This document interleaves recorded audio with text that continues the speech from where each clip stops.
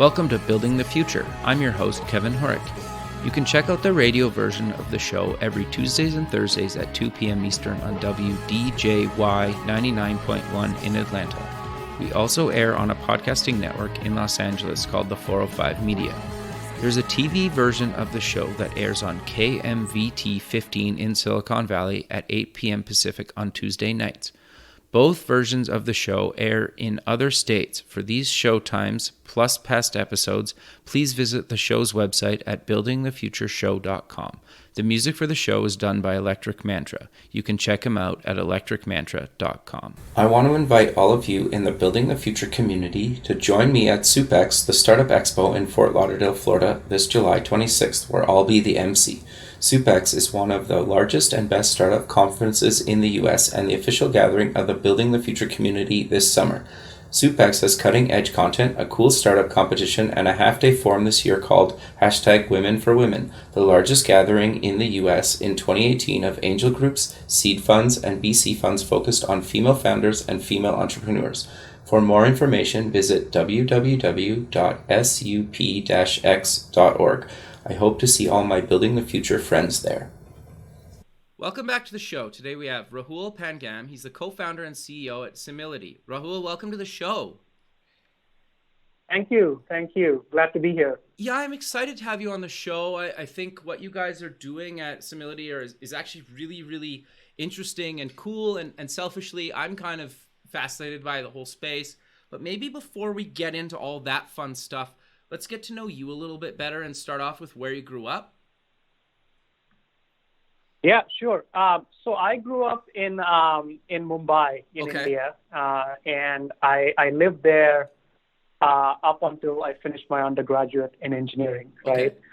And it was sort of a fascinating world growing up because India was still, I would say, early stages of being a developing country, so sort of access to technology was limited, right? I hadn't even used a computer until a lab in my engineering college, right? Wow. Versus now, if I look at, I live in the U.S. and I see the access, and it's so different, right? So it's interesting that I'm in the technology world, having not been too familiar with computers up until I was like maybe 17, right? Sure. But I also think that's actually really kind of interesting for people listening, right? Because a lot of people think that if you weren't like born on a computer, you're kind of screwed, right? And I don't believe that. But yourself, and as we go through your kind of career and kind of what you're doing now, it'll become very clear to the listener that it's very much a myth. But I am curious to step back for a second. You took electrical engineering. What got you passionate about that kind of growing up? Was there like a defining moment or something that made you want to take that, or what made you want to go into that? Yeah, so I think it again goes back to like the world around you and sort of what you're familiar with. And I think sort of the most ubiquitous technology was like electrical stuff, right? Where people were opening up motors and repairing them, or you had these little kits growing up where you could turn on the lights, we're connecting wires, right? Sure. So that's sort of your familiarity with what you consider as technology in a world absent computers, absent electronics, and all of that. Sure. And so you grow up dreaming that, hey, you know what? I'm going to be really good at this when I grow up, right? I'm going to be able to figure out some of this stuff and fix sort of much bigger things. And that got me interested in electrical engineering, right? And that was my start to technology. Interesting. So you also, walk me through your journey from India moving to America. Did you move to America to get your MBA, or walk me through that kind of process? Sure. So I completed my bachelor's in electrical engineering, like I mentioned, in India. Yeah. And at the time, this was 1997, 98. Okay. And the sort of big buzz around that time was Y2K, right? Fixing this code at every place, right? Where there was, it was not an elegant way to handle the change of a year to 2000. And so India had this massive recruiting push where everybody who had a remote analytical ability, right, even remotely competence in that area was pushed into, hey, I have this job that pays you 3 times more than an electrical engineer. And by the way, so my first job, right, it was programming. Okay. And literally they told me, we will teach you what to do and you can do it. You have to have no background in computers or programming. And for me, that was fascinating. Well, wow. You pay me for me to learn. Who says no to that? Yeah, totally. That's fascinating. So that was my start, right? Okay. And then I realized that, hey, I had learned a lot about programming in the year that I spent in this sort of Y2K environment. And I had this huge knowledge about electrical engineering. And I had to blend the two, right? I wanted to apply my newfound understanding of programming to how you control electrical networks and so on and so forth. Interesting. So I quit my job and I came to the U.S. to get a master's because there wasn't much in India in terms of that kind of advanced technology at the time, right? In terms of electrical networks and how to use computer programs to control that. So came here for my master's and essentially ended up working at GE post doing my master's, where we were writing algorithms to decide, what generator to bring up, how much capacity to ramp up during the day, night. All of that could be automated, wherein depending on the loads and people's usage patterns, all the electrical networks and where how it flows through distribution networks, all that was controlled, right? Sure. And sort of that was my foray, my first sort of professional job in the U.S. post-masters, which was controlling electric networks, grids, through the use of sort of sophisticated algorithms, right?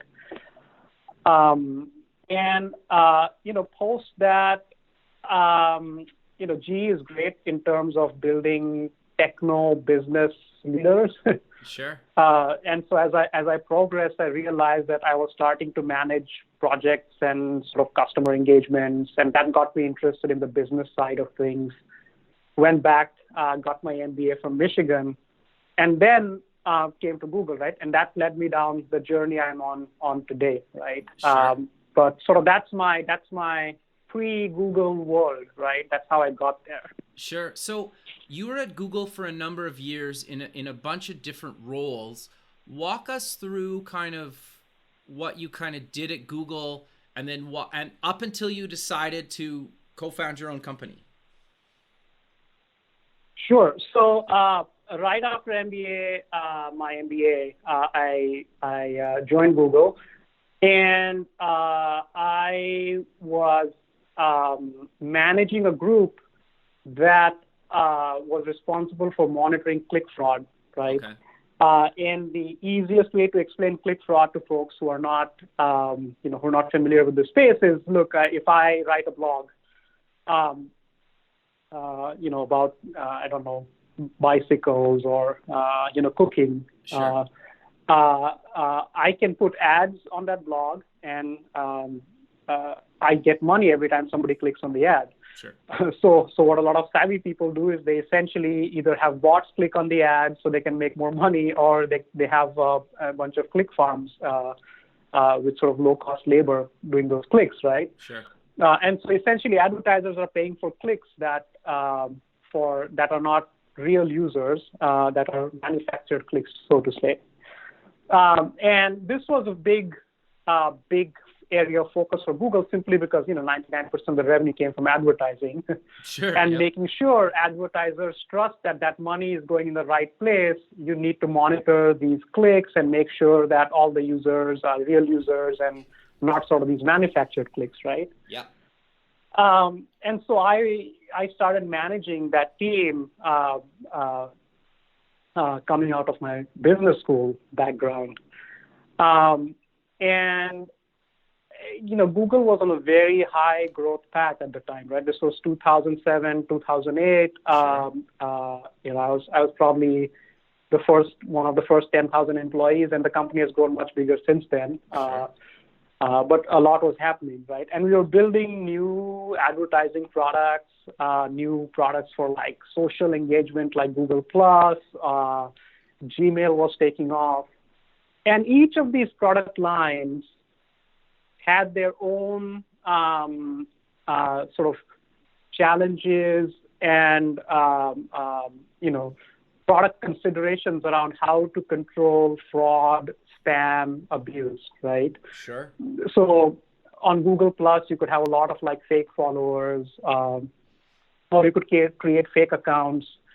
On ads, you could put ads that were violating policies. So, for example, if you're not allowed to advertise for certain products, right, but you circumvented those policies somehow. Right. Or in Gmail, it could be spammy email, right, and scams. So this was sort of a very prevalent sort of need across all the products, right? Sure. And there wasn't a lot of like prior best practices, because a lot of the things Google was doing, it was at the forefront of innovation, right, in the digital world. Totally, yeah. Like it had never been a problem before, right?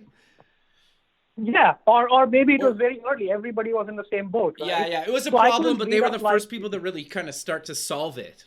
Is that fair? That's a better way of putting it. Yeah. Okay. That's absolutely right. And then the same with search, right? You could game search rankings, and people thought you could stuff keywords and get to the top of the search rankings. And all of these, there wasn't a huge lot of like established literature around how to sort of manage these, right? Sure. And so sort of we figured out as we went along, we sort of built the systems and so on and so forth to manage fraud, abuse, and risk and protect our users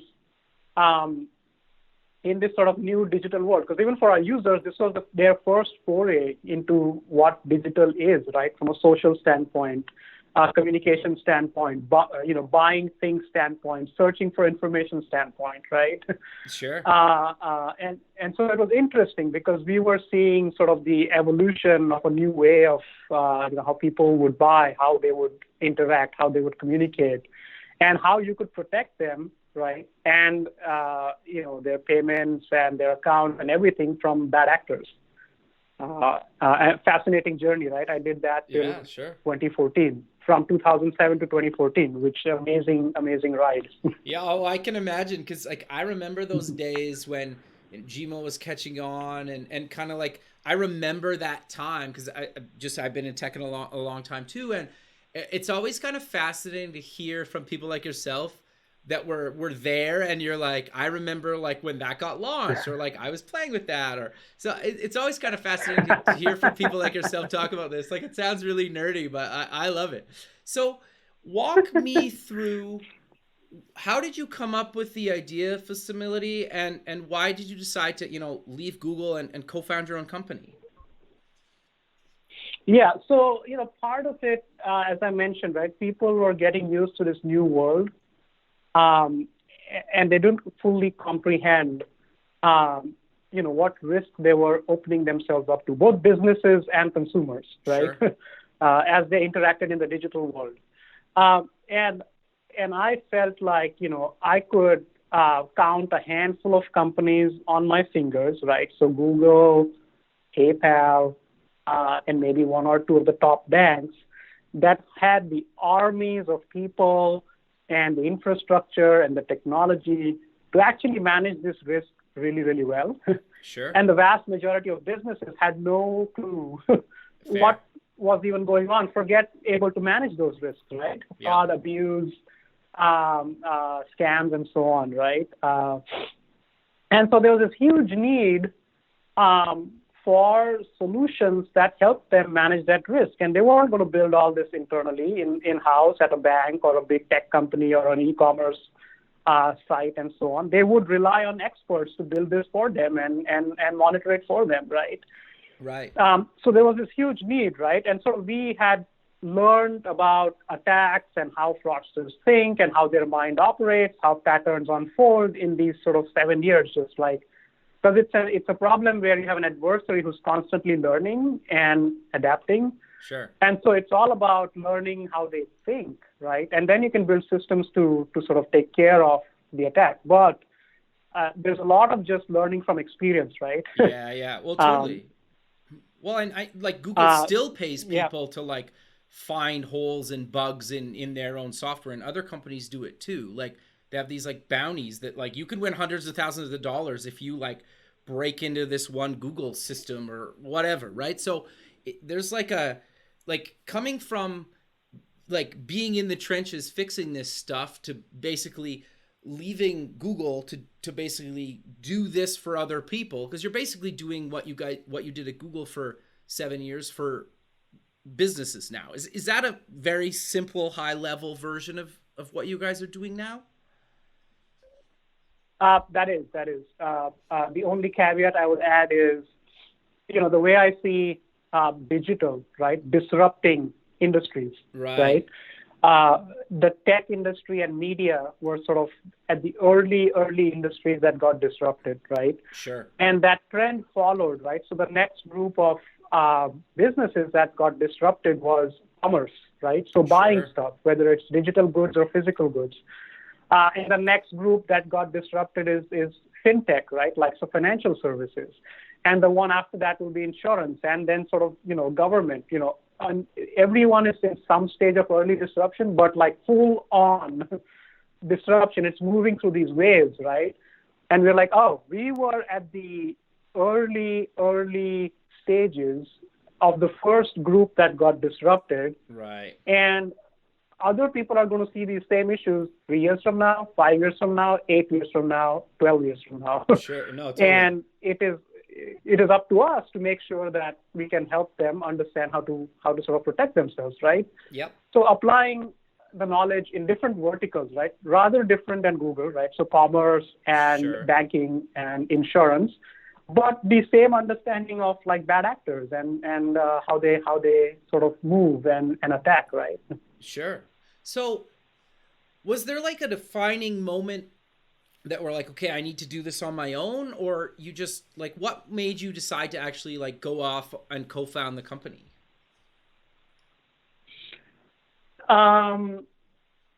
I think, the idea was brewing in my head for a few months. Okay. And I feel the time when we started, 2014, entrepreneurs say quite a bit that, we made this happen and all of that. I think, timing is a huge part, right? Sure. The market had the appetite for what we were doing. Right. Investment was readily available, right? So we could find angel investors and so on and so forth. I could find smart people to build a team around, right? Because all of these are important ingredients for an eventual successful company. Otherwise, it becomes a sort of hobby, side project. Yeah. And I didn't want that, right? We wanted to build a formidable company that we could take IPO, right? Sure. And so you had to have these basic ingredients as you started the venture. And we were lucky. The timing was perfect.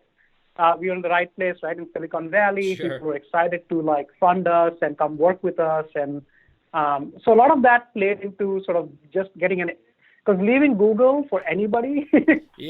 is a huge decision. Yeah, well, because a lot of people, that's kind of their dream job, right? And then you left to go do your own thing. And I think it's great. But, there's a prestige around working there, right? Oh, absolutely, right. And to your point, I grew up in India, right? So everybody attaches, sort of their self-worth to what university they went to, what company they work at, right? Sure. And then leaving sort of at the time, there was a number of employer in the world and the biggest brand name around, right? Sure. Everybody knew Google. Yeah. And they're like, what did you do? You left Google to do what? No, so it's interesting, right? But the entrepreneurs listening, I think they should take, they should take some bit of encouragement from this, that, hey, these risks pay off. 100% agree. So I want to dive deeper. I think people have a good understanding of kind of what you guys do, but I really want people to understand what exactly do you guys kind of do at Simility? Perfect. Yeah. So Simility essentially provides a fraud detection and risk management platform. Okay. Our primary sort of customer base is businesses, right? So e-commerce stores, Okay. Payment processors, banks, right? And what they use Simility for is, let's say, you're creating a new account at a bank using your mobile phone, or you're applying for a new loan, Okay. or you're trying to access your already existing account, or you're trying to make a payment, or you're trying to issue, accept credit cards or pay using a credit card. All of these transactions, there's a potential for fraud, right? Sure. Either somebody else using your identity to create an account, or logging in after they have compromised, your credentials are compromised, or from a payment standpoint, they have stolen credit cards and so on and so forth, right? Right. So the way to tackle all of these, right, is essentially understanding normal behavior of users when they're doing these activities, Right. and abnormal behavior. Okay. And I think big data analytics and machine learning have evolved to a point where you're able to precisely pinpoint what is risky and what is trusted, right? Okay. In these transactions. Automatically, right? That's right. Okay. Yeah. Okay. Keep going. Sorry. I just wanted to make that clear. Yes. And so that's the capability we provide to our clients, right, who are large businesses, large banks, large payment processors, in order to manage their risk of fraud, right, and abuse. Sure. Instead of them building their own internal kind of fraud detection team, they basically get you guys to handle it. Is that a simplified version of that? Absolutely. Okay. So I don't really want to go too technical, but if I'm a bank or a business and I'm looking for, fraud detections, and I reach out to you guys, how do you work with me to get it set up without going kind of in the technical kind of space of it, like high level? How does that kind of work? Yeah, so I mean, we have a couple of mechanisms for getting data from their existing databases into our system. Okay. And then giving them back a decision score, whatever is needed. Got you. And we have either we have JavaScript on the website or SDKs on the mobile phone, which is picking up some amount of device information or behavior information, just to know if this is a hacked device or so on and so forth, right? There's malware. And then bank is also sending to our software transaction information, right? So person A tried to initiate a $2 million payment, right? And so we combine that data from those two sources, and we say, well, person A has never done more than a $2,000 transaction over the last 6 years. Right. By the way, whenever they log in, the IP address always says Canada, but this time it sort of looks like a spoofed IP from what we're understanding the device to be. This is an anomalous transaction, block it, right? Right, yeah, okay. Or like they put in a transaction in California, and then like an hour later, they're like across the world. You're like, well, that's the second one's probably fraudulent. Absolutely, okay. Right? So they send us data through these sort of JavaScripts and SDKs, and also through the backend if they have any backend database information through APIs, right? Okay. That's how we get the data. Okay, and then as a company or a bank, I have like dashboards or like an interface that I could kind of check in on what's happening, or how does that kind of work?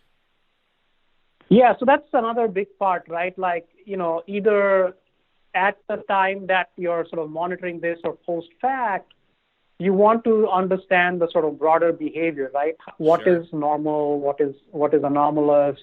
Are we within that trend? Are the trends pointing in the right direction? Are the business metrics being met? And all of that. So we have a workbench where you can monitor all this. There's graph databases, there is dashboards, there's control mechanisms which you can use.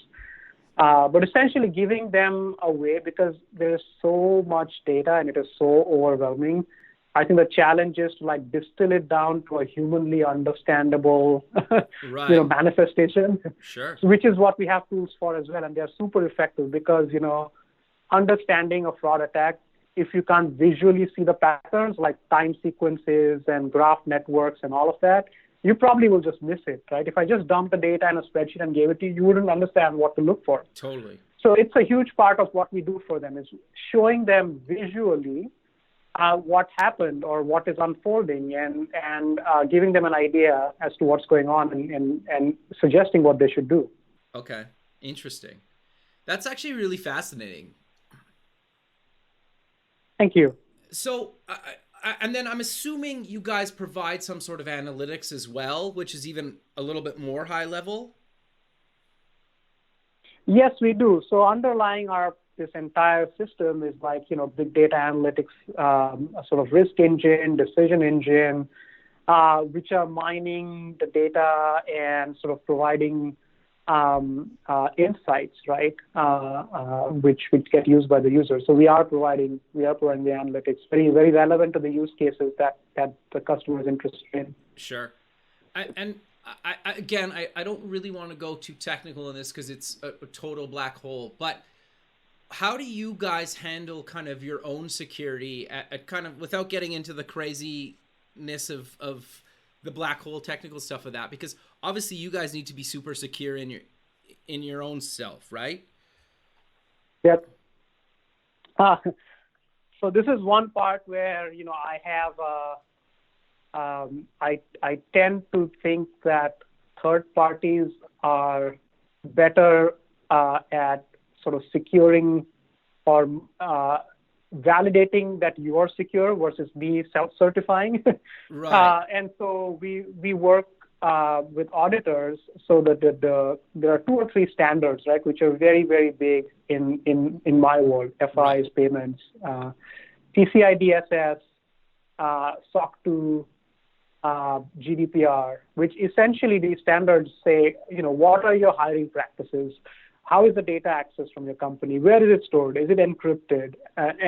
It's basically like a long laundry list of things that have to be in place to ensure that, you're good stewards of your customers' data, right? Sure.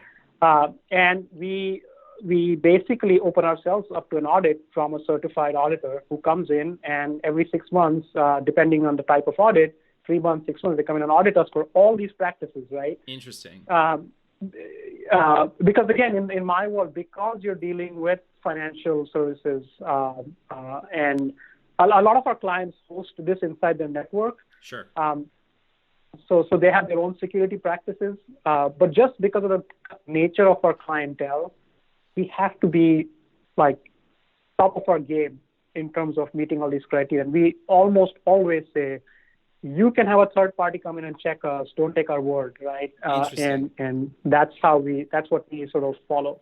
Sure. No, I think that's great. I think it's important to cover just in this conversation. But I want to kind of switch gears a little bit. You mentioned it quickly. You have developers can integrate with you guys. I really want to kind of cover how that kind of works and what, internal kind of developers can actually do to integrate with you guys. Yeah. So, I mean, typically, so we have our published APIs on our website, both. So we have developers on both sides, our end users as developers and third parties that want to integrate with Simility to provide services to our end users, right? So we have both kind of developers. Sure. So the first one, go ahead. No, go ahead. Sorry. So the first group of developers, let's say you're working at a bank and you're using Simility. It's pretty easy. We have JSON sort of API formats where we publish our APIs, the formats, and you can use that format and do data exchange with Simility, right? Yeah. And that's pretty straightforward. Now, if you're a third party, so there are many third parties in this business, right? So you have a curated blacklist of bad IPs, or you provide mapping of like phone number to name, right? These are like many small sort of boutique services that exist in different geographies for different use cases. Yeah. And you all are trying to sell to a bank, right? Sure. So you want to plug into a data orchestration hub, which can suck this data and help the bank make risk assessment. And you can't sell this directly because without the context of other data points, you're valuable, but not as valuable, right? Sure. So if you work with a platform like us, you become tremendously, maybe 5x more valuable than just as a data feed, right? Sure. And so we work with third parties as well to help them integrate into the Simility platform so they can provide services to our end clients, right? Enterprise, FIs, and Gotcha. payment service providers. Sure. And then obviously web apps and Android and iOS can work with you guys as well? Yes. So we have SDKs for Android and iOS. Perfect. I thought it was worth mentioning because I think that's actually quite a fascinating space. And I think if developers had to build that themselves, well, like you guys are doing, it's a whole company in itself, right? So it makes way more sense to outsource to somebody like you guys if somebody's building something that needs, your guys' services. You wouldn't build it internally into your own stuff. It's so much work, as you know, because you're building it, or have built it, I should say. So I'm curious, though, to change gears a little bit. There's so much stuff kind of happening in the news with, fraud and kind of some trends. I don't necessarily want to, scare people, and it's not all doom and gloom like sometimes it's portrayed in the media. But what kind of stuff have you seen, or your thoughts on some things, that maybe people should at least think about or consider when they're trying to prevent, fraud? Yeah. I mean, I think some of the points I mentioned will be relevant to business users and people who are trying to protect their users and manage their risk. And some of these might be applicable to end users, right, who are consumers of services and how they can protect themselves. Sure.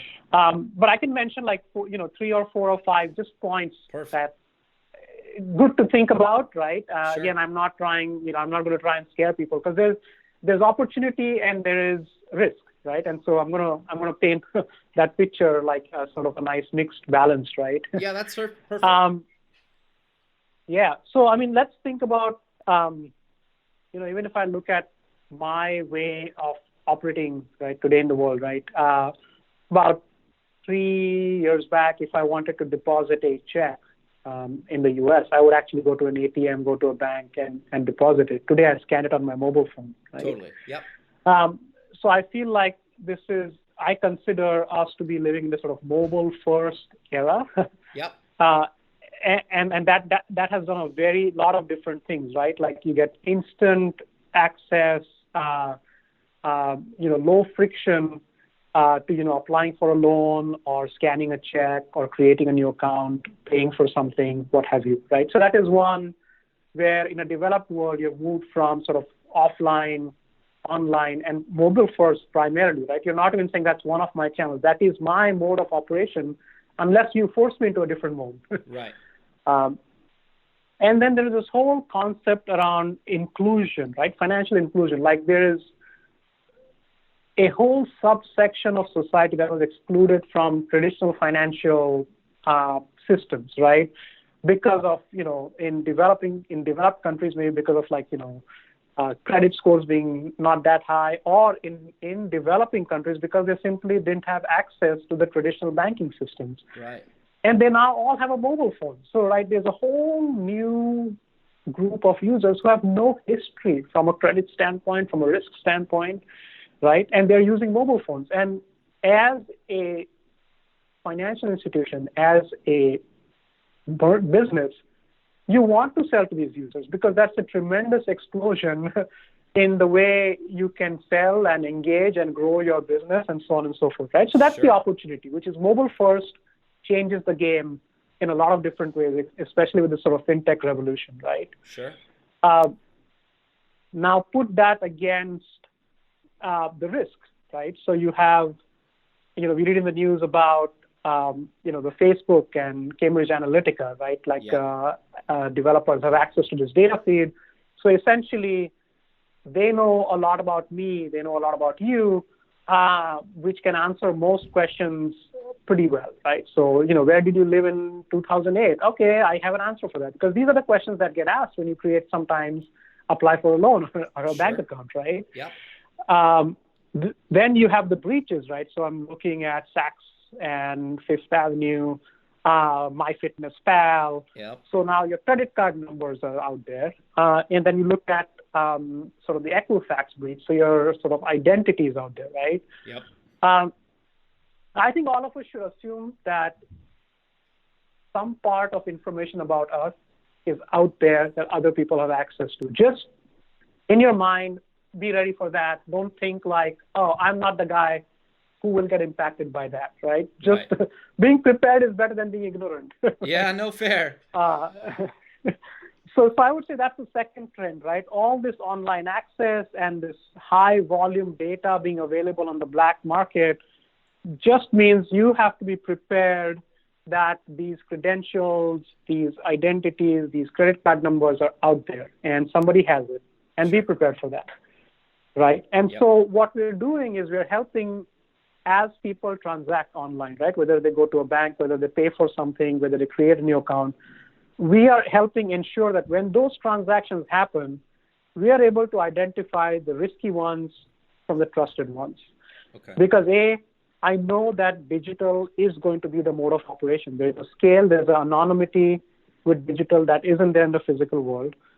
I know that a lot of this data is floating out there. So if you tell me I'm going to sell you a solution that's going to protect you and nobody's going to take anything from you, I would say that's great, but I can't assume that data is not going to be getting out, right? Sure. So you need to live in a world where you acknowledge all this and say, when that time comes, when somebody tries to use my identity, when somebody tries to use my credit card at a place, right, that Simility is there to help you assess that risk and block it.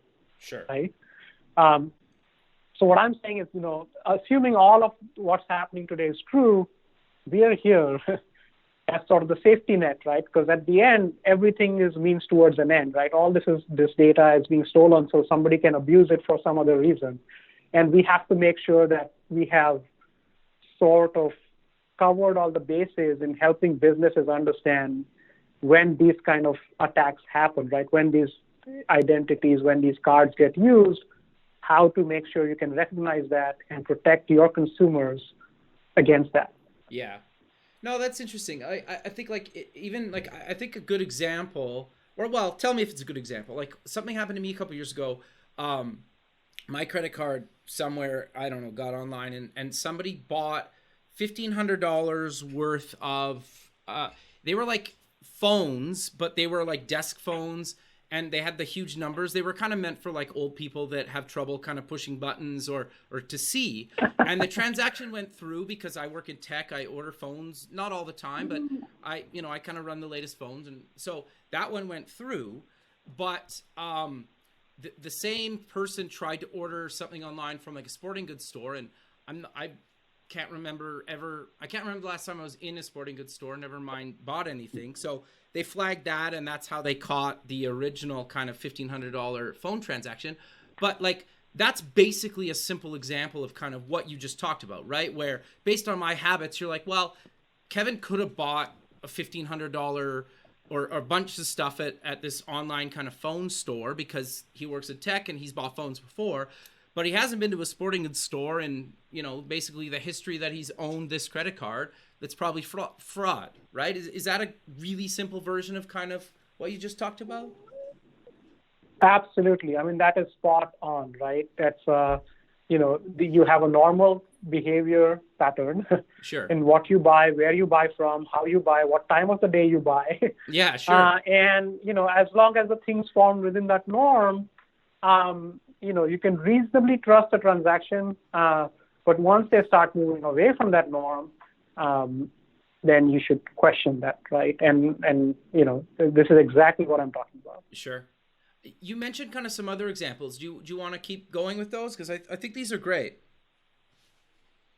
Yeah. So, other examples are like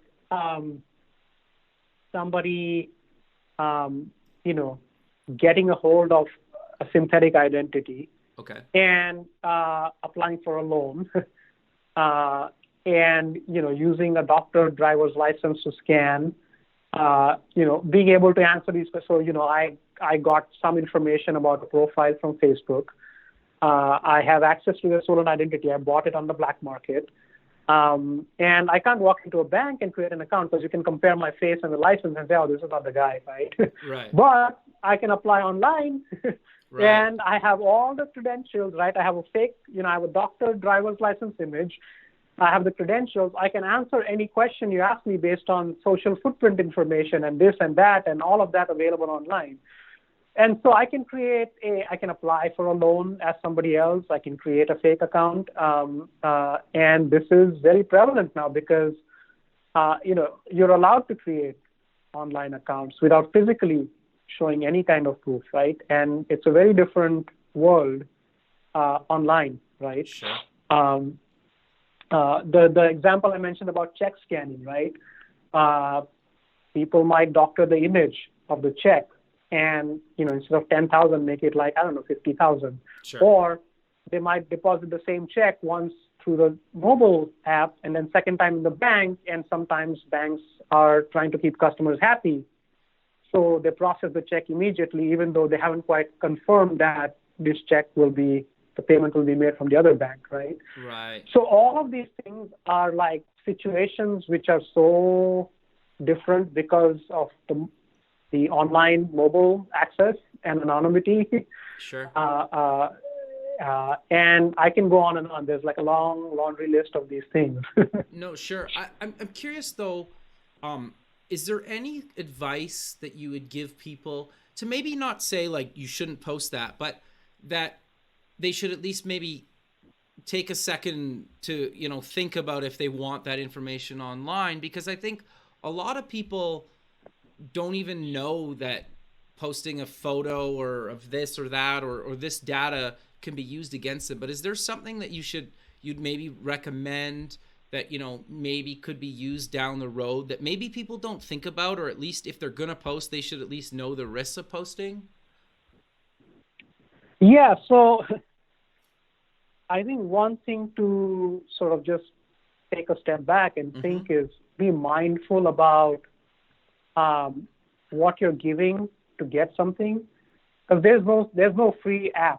There's no free social network. You're not paying for it with money, but you're paying for it with other sort of your digital life information, right? And so, in this sort of Cambridge Analytica breach, I sort of read somewhere that, certain people have like 70 apps that connected to their Facebook accounts, sucking up all kinds of information. Sure. And people are just like, oh, this is free. I'm going to click. And, this just paints my face blue, right? Well, a great fun thing to have, but what did you give to be able to get that app, right? And I think we don't consciously think about these things because like, oh, it's free. Yeah. Something I download on my mobile phone. It's like, oh, well, it's going to point me to the nearest, hair cutting place or give me a coupon when I walk into a mall. But it's sucking up my location information. It knows where I am. It is sucking up my buying information, all of that. Right. So what is the benefit I'm getting from this app, and what am I giving up to get that benefit? I don't think people make a conscious trade-off in their head. They're just like, oh, this is free. I'm going to download it, right? Sure. So I think we need to acknowledge that, especially in the light of these sort of breaches. What are you getting and what are you giving up to get that? And if you make a conscious choice, well, I'm okay to I want to share pictures with my friends, and I'm okay if, pictures can be seen by others or might end up in a place where I don't want them to end up, and I'll only limit myself to certain kind of pictures, or I'm not going to have my kids' pictures on there. I'm just going to have my pictures on there, which is fine. But I think you need to think through that, right? Which is it's an unconscious decision saying, oh, I'm going to use this app, right, without thinking through what you're giving up. No, I think that's really good advice, and I kind of why I asked the question is because it's good for somebody like you that has the background in this to give this kind of advice, right? Because I think we're kind of at an interesting point right now, and like, do you? Well, obviously nobody knows for sure, but do you think there's gonna be a big backlash at kind of some of these freer kind of services or apps, or do you think the general public just doesn't care enough yet because it really hasn't directly affected them yet? Like, or is it kind of too early to tell? I think it may be slightly too early to tell. I mean, I have a biased view, right? Sure. If you work in a sausage factory, you have a very different definition of like meat than the person who eats the sausage. Sure. So because I deal with the bad actors all the time, I just have a heightened level of awareness about these things. I do think that, people have taken sort of privacy, data security, identity online very casually. And I do see when I look at Europe, for example, there's GDPR, there's PSD2. Government is bringing in regulations, right? The regulatory bodies are clamping down, saying, look, you have to be the right to be forgotten. Every institution has to do a bare minimum to monitor things. You have to protect the data in a certain way. You have to maintain encryption, all of that, right? Because just like I mentioned earlier on, you need third parties to mandate and monitor that for you. Right. And I think that is coming, right? I think the sort of regulation, this is, it's great. Innovation fosters in sort of tech. But there are certain aspects around their privacy, security, identity that need to have a better framework, right, of how the information gets used, where it gets stored, how is it stored, who can use it, who can access it. These are questions that will define whether there's a backlash, whether people have a level of comfort and all of that. But I think we're in the early days of that, right, answering those questions. Yeah, the other thing that I obviously no idea where this is going to go. I think the thing that I'm going to find really fascinating is just even, I'm 35, just so we have some context, but if you've been posting stuff, good, bad, or other, online since you were like in your teens or maybe even younger, when you're like 20 or 30 or 40, like your whole life is basically potentially free online, which could be good or bad, or maybe other. Like, I think that, to me, just that concept is like completely fascinating.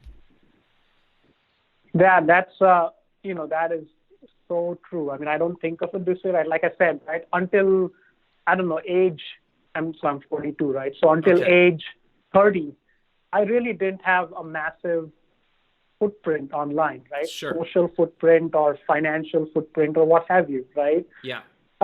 So like more than half my life is not there. But you're right. If I was born in this post-digital world, my entire life is on there.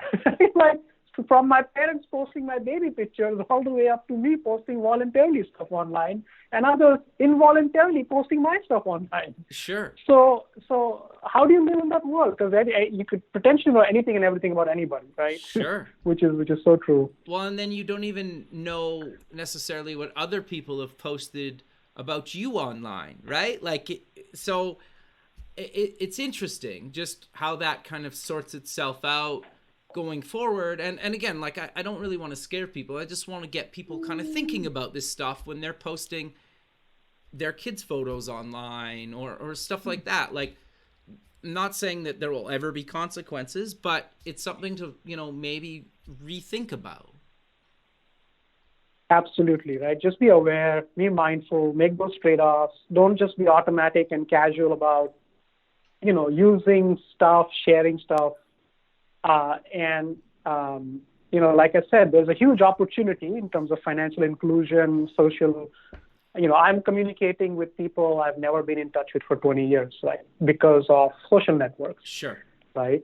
And so that opportunity is there, right? Unbelievable. Never in my life I would have stayed connected with that many people or buy things from the other corner of the world that get shipped to my house, right? But I'm making those trade-offs consciously. If I really need X, I'm okay to give up Y, right? Yeah. And that's fine. Yeah. No, I think that's great. So we're kind of coming to the end of the show, but I want to make sure we kind of cover everything that you want to cover. Is there anything else that, you guys do at Simility that maybe we didn't cover that you want to kind of mention? No, I think, you did a great job, I think, covering the entire spectrum, from sort of industry landscape to, what the user should care about and how businesses, should think about Simility and, specific examples of, use cases. And so I think, no, you did a great job. This is very rare. I'm not at a loss of words most times, Well, no, but now I am. No, that's good though. I think just for kind of to close out the show for the listener, I think where can they get more information about you guys and maybe schedule a demo? Yeah, so they can visit our website, simility.com. To schedule a demo. I think the other thing, to your point about how can users protect themselves? Okay.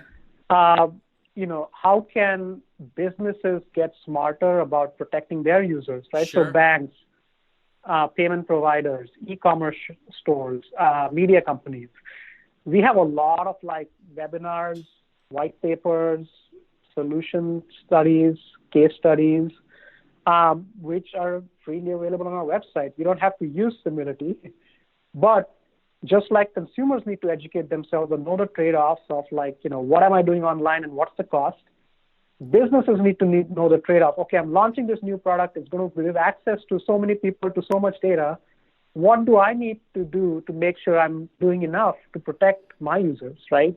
Sure. And there's a lot of material available on our website, right? Like I said, from webinars to white papers, so that you can educate yourself and you can come up to speed without ever using Simility, right? Sure. So do that. No, if you're interested. Yeah, I think I actually have your resources page up right now, and you guys have case studies kind of broken out between banking and e-commerce, marketplace, payments, tutorials, webinars. So you have tons of resources here. I'm just scrolling through it actually right now. So, well, I really appreciate you taking time out of your day to be on the show, and I look forward to keeping in touch with you. And if people want to kind of get more information about you guys, it's simility.com.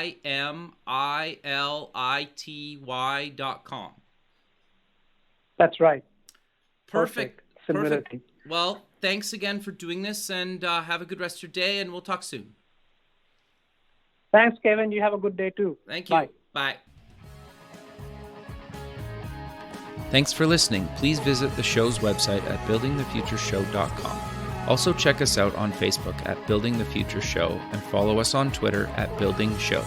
The music for the show is done by Electric Mantra. You can check him out at electricmantra.com and keep building the future.